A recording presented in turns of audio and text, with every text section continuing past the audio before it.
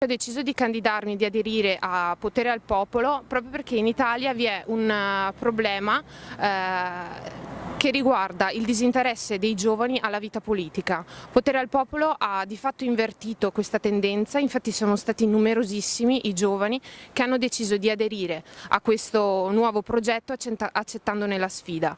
Inoltre ho deciso di candidarmi in prima persona con Potere al Popolo perché Potere al Popolo propone una logica di governo che è profondamente differente rispetto a quella a cui siamo abituati, una logica quindi che non deve essere più una logica di sistema che non deve essere più quella di asservimento al capitale e di leggi fatte in nome del profitto, ma basata piuttosto su quelle che sono le esigenze reali delle persone, sui loro bisogni e sui loro desideri. Il programma di Potere al Popolo consta di numerosissimi punti e invito a tutti a leggerli. Diciamo che emerge in modo preponderante quello che è il tema del lavoro in senso generale.